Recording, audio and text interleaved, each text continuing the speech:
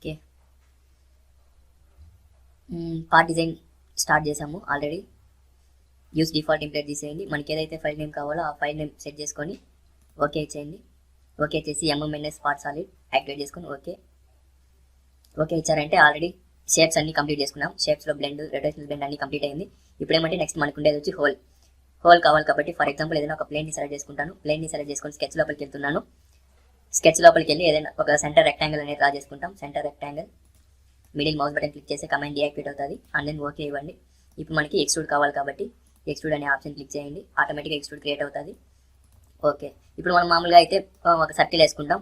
Extrude చేసి remove material ఇస్తే whole అనేది క్రియేట్ అవుతుంది. అలా కాకుండా డైరెక్ట్గా మీకు హోల్ కావాలనుకుంటే ఇక్కడ హోల్ అనే ఆప్షన్ ఉంటుంది. హోల్ తీసుకొని ఏ ఫేస్లో అయితే మీకు హోల్ క్రియేట్ చేయాలనుకుంటున్నారో ఆ ఫేస్ని సెలెక్ట్ చేయండి. అంతకుముందు చూడండి సింపుల్ హోల్ ఉంటుంది, స్టాండర్డ్ హోల్స్ ఉంటుంది. For example first simple holes చూస్తాం.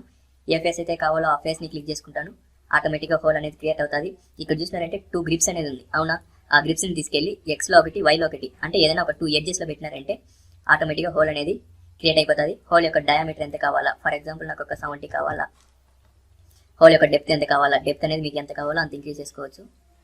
ఫర్ ఎగ్జాంపుల్ నేను డబుల్ క్లిక్ చేస్తున్నాను, 150 పెట్టుకున్నాను. 150 ఇచ్చి ఎంటర్ ఓకే ఇచ్చినారంటే ఆటోమేటిక్గా హోల్ అనేది క్రియేట్ అయిపోతుంది. మళ్ళీ అదే హోల్ క్లిక్ చేసుకున్నాను. ఎడిట్ అనే ఆప్షన్ లోపలికి వెళ్తున్నాను. ఎడిట్ క్లిక్ చేసినారంటే మళ్ళీ అదే ఆప్షన్స్ వస్తుంది. ఇందులో చూసినారంటే నెక్స్ట్ స్టాండర్డ్ హోల్స్, సింపుల్లోనే స్టాండర్డ్ అనే ఆప్షన్ ఉంటుంది. దాన్ని క్లిక్ చేసుకుంటాను. క్లిక్ చేసుకున్నారంటే కింద మనకి షేప్స్ అనేది మారుతుంది. ఇప్పుడు చూసినారంటే కింద వి షేప్ వచ్చి ఉంటుంది. I think it is visible to you. అంటే కింద మనకి వి షేప్ వస్తుంది, ఫ్లాట్గా కాకుండా. అదే నేను చూడండి ప్రీ డిఫైన్డ్ పెడుతున్నాను, ఫ్లాట్గా ఉంటుంది మనకి హోల్ అనేది. ఓకేనా? అలా కాకుండా నాకు కింద వి షేప్ కావాలంటే వి షేప్ అనేది మీరు క్రియేట్ చేసుకోవచ్చు. ఇక్కడ చూసినారంటే మీకు కనిపిస్తుంది కింద వి షేప్ అనేది ఉంటుంది. ఇక్కడ చూసినారంటే ఇంకా డిఫరెంట్ ఆప్షన్స్ ఉంటుంది. మనం లెంత్ అనేది డిఫైన్ చేసాం చూసారా, 150 mm అనేది. 150 mm ఆ వి లేకుండా కావాలా, లేకపోతే ఆ వీతో పాటు 150 mm ఉండాలా అనేది ఇక్కడ నుంచి సెట్ చేసుకుంటాం. నాకు వి లేకుండా 150 mm ఉండాలి కాబట్టి ఫస్ట్ ఆప్షన్ సెట్ చేసుకున్నాను. నెక్స్ట్ చూసినారంటే కౌంటర్ సింక్ అనే ఆప్షన్ ఉంది. కౌంటర్ సింక్ అంటే పైన చాంఫర్ లాగా క్రియేట్ అవుతుంది. క్లిక్ చేసి దాని యొక్క లెంత్ అనేది మీరు ఇంక్రీజ్ కానీ డిక్రీజ్ కానీ చేసుకోవచ్చు.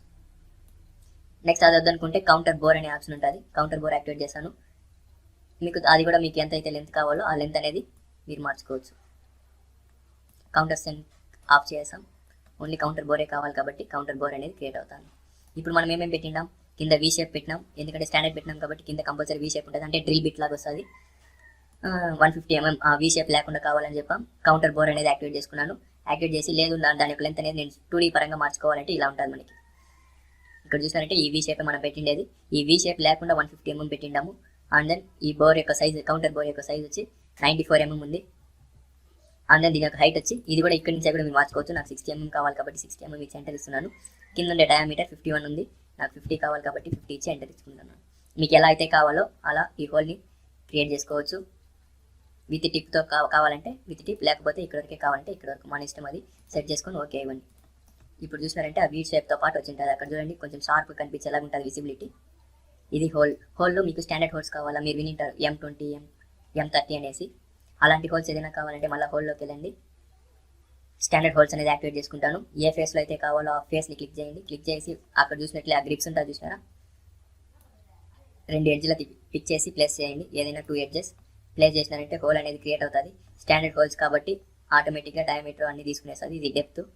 ఇక్కడ చూసినారంటే ISO 25 mm డయామీటర్ ఉంటుంది. మీకు ఏదైతే కావాలో అది స్టాండర్డ్గా తీసుకోవచ్చు. ఇక్కడ నుంచి మీకు ఏ సైజ్ అయితే కావాలో ఆ సైజ్ M36 పెడుతున్నాను. చూసినారంటే M36x4 అనే ఆప్షన్ నేను సెలెక్ట్ చేసుకున్నాను కాబట్టి 36 డయామీటర్తో నాకు హోల్ అనేది క్రియేట్ అవుతుంది. డెప్త్ మీకు ఎంతైతే కావాలో ఆ డెప్త్ని ఇక్కడ నుంచి మీరు మార్చుకోవచ్చు. నెక్స్ట్ చూసినారంటే ఇక్కడ సేమ్ అదే ఆప్షన్సే మనం చూసినాం. కౌంటర్ బోర్ కావాలంటే కౌంటర్ బోర్ పెట్టుకోవచ్చు. కౌంటర్ సింక్ కావాలంటే కౌంటర్ సింక్ కౌంటర్ బోర్ కావాలంటే కౌంటర్ బోర్. ఇందులో ఏదైతే కావాలో అది సెట్ చేసుకోండి. నెక్స్ట్ ఇక్కడ ట్యాపింగ్ అనే ఆప్షన్ ఉంది.